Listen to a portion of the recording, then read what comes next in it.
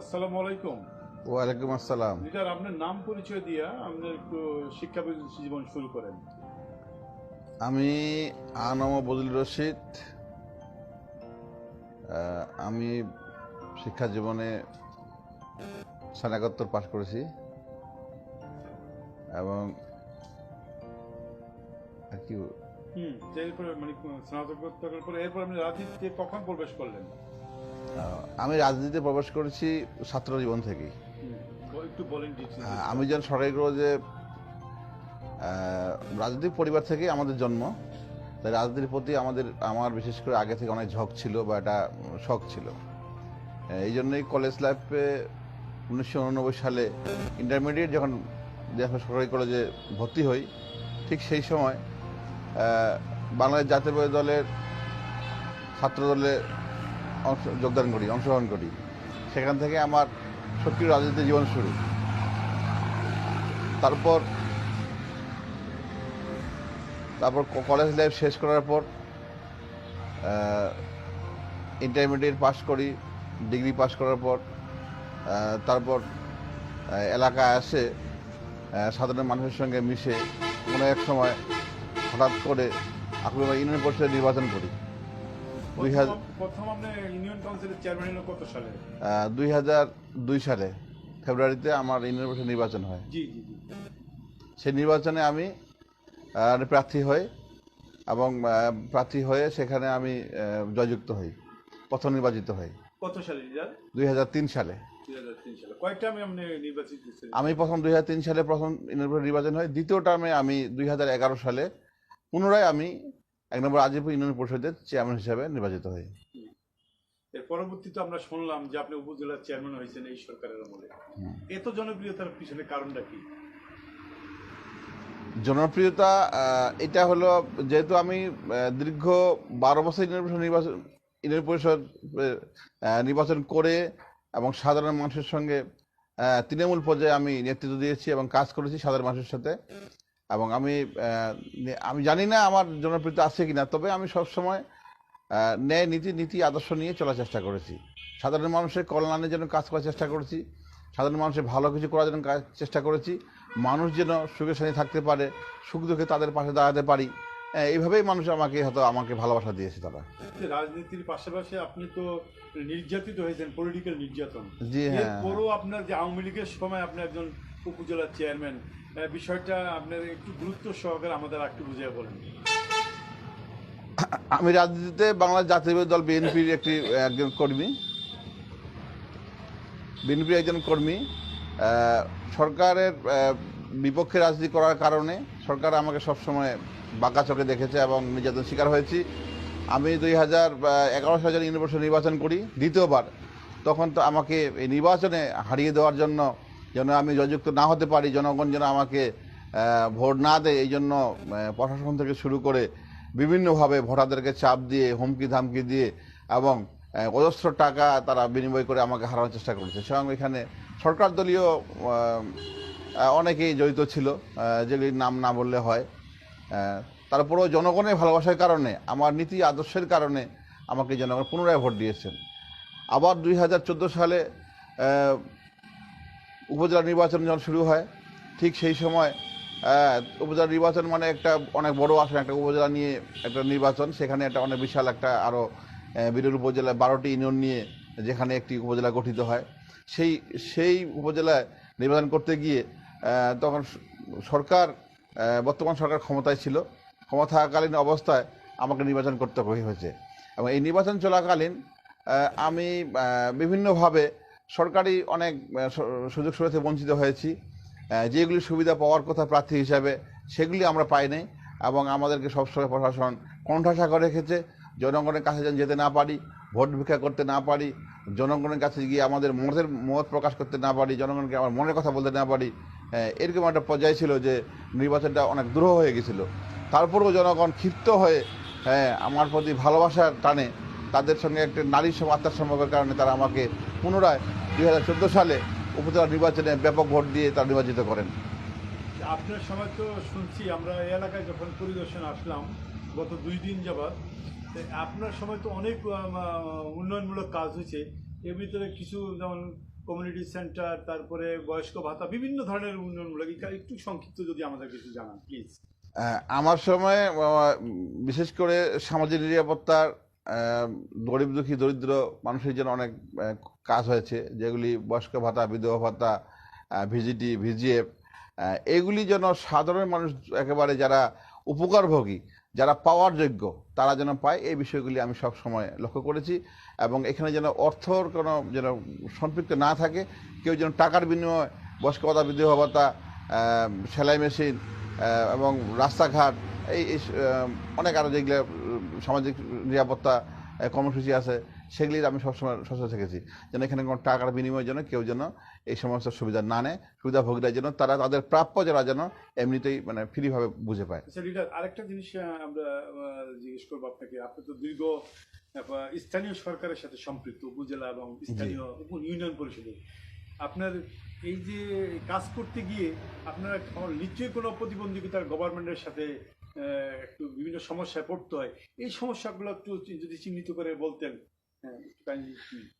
হ্যাঁ, কাজ করতে গিয়ে অনেক সমস্যার সম্মুখীন হতে হয়, আর কাজ করলে সমস্যার সম্মুখীন হবেন এটা ঠিক, কাজ না করলে আপনি কোনো সমস্যার সম্মুখীন হবেন না। আপনি কথা বলতে গেলে আবার শত্রু বাড়বে, বোবার কোনো শত্রু নাই, ঠিক এরকম অবস্থা। তবে শত প্রতিকূলতার মধ্যে নীতি আদর্শ ঠিক থাকলে একটু হয়তো কাজের মধ্যে ব্যাঘাত ঘটতে পারে, কিন্তু আপনার কাজ ইনশাল্লাহ কাজ সফল হবেন।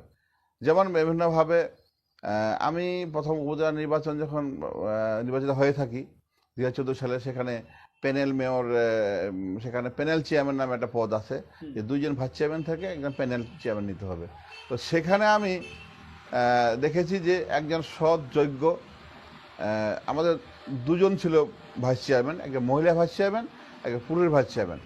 আমার যে পুরুষ ভাইস চেয়ারম্যান ছিল, উনি ছিল একজন শিক্ষিত ব্যক্তি, উনি ছিলেন একজন মাস্টার্স পাস এবং ভদ্র, অমায়িক এবং সৎ নির্ভীক একজন ব্যক্তি ছিলেন, যিনি অনেক পপুলেশন তার ছিল, জনসমর্থন ছিল, এবং উনি বিনা প্রচারেই মানে ব্যাপক ভোট পায় নির্বাচিত হয়েছিলেন একজন সজ্জন ব্যক্তি হিসাবে।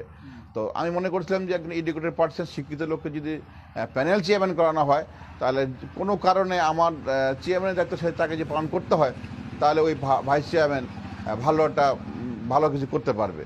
এই জন্য আমি সেখানে আমার উপজেলা পরিষদের মিটিংয়ে সকল সদস্য, ইউনিয়ন পরিষদের চেয়ারম্যানরা, আরও অন্য সদস্যরা, সরকারি কর্মকর্তা যারা থাকে, বিভাগীয় কর্মকর্তা, তারা সকলেই মিলে আমরা সিলেক্ট করলাম যে আমরা এই ভাইস চেয়ারম্যানকে, জনৈক ভাইস চেয়ারম্যানকে আমরা AKM আফজালুল হক, তাকে আমরা প্যানেল চেয়ারম্যান হিসেবে নিয়োগ দিব বা মনোনয়ন করব।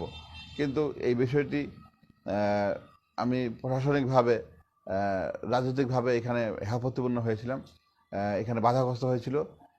এই বাধাগ্রস্ত এখানে উচ্চ পর্যায় থেকে নিষেধ ছিল যে ওনাকে করা যাবে না, ওনার পরিবর্তে মহিলা ভাইস চেয়ারম্যান যিনি তাকে করতে হবে, কারণ সে হলো মেট্রিক পাসও না। আমার মহিলা ভাইস চেয়ারম্যান যিনি ছিলেন, তিনি মেট্রিক পাসও করেননি, তিনি একজন নন এডুকেটেড এবং একজন চেয়ারম্যান ছিলেন।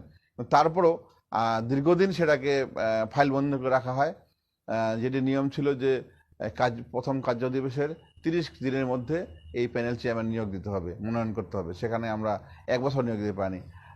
এখানে আমি একটু বাধাগ্রস্ত হয়েছি অনেক। তারপরেও আমি আমার সেই ভাইস চেয়ারম্যানকে, একজন সৎ এবং নির্ভীক ব্যক্তিকে আমি মনোনয়ন দিতে পারি নাই।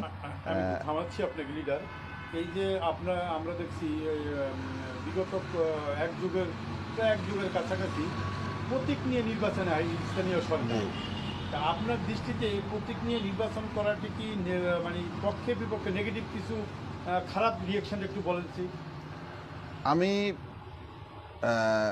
ইউনিয়ন পরিষদ লোকাল স্টেট সরকারের সর্বনিম্ন স্তরে কাজ করেছি।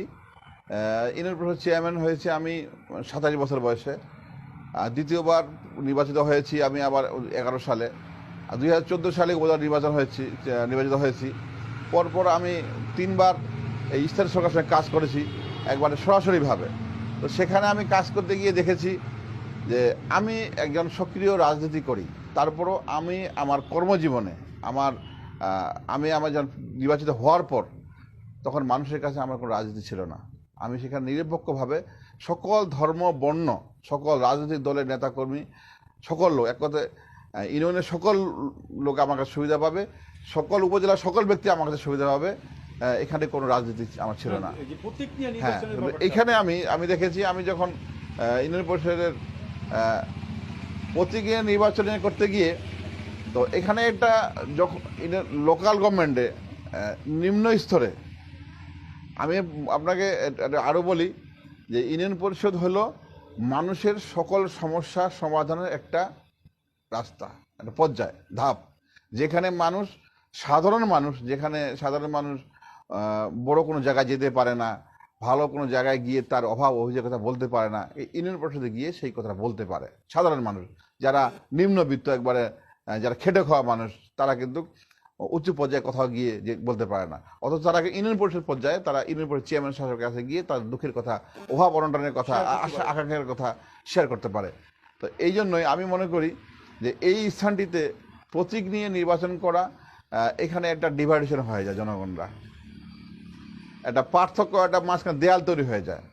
তারা ভালো প্রার্থীকে, ভালো একজন সজ্জন একজন যোগ্য ব্যক্তিকে তারা নির্বাচিত করতে পারে না। প্রতীক আসলে তখন এখানে ক্ষমতা, আর এখানে পাওয়ার পলিটিক্স আর বিরোধী দল, হ্যাঁ, অপোজিশনে একটা ভেদাভেদ চলে আসে। এই জন্য সঠিক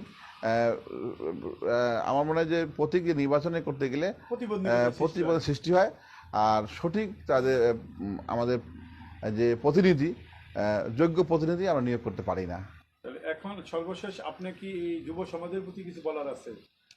যুব সমাজের যুব সমাজটাই হলো বাংলাদেশের প্রাণ এবং স্পন্দন। আমি মনে করি এই যুব সমাজকে আমাদের রক্ষা করতে হবে।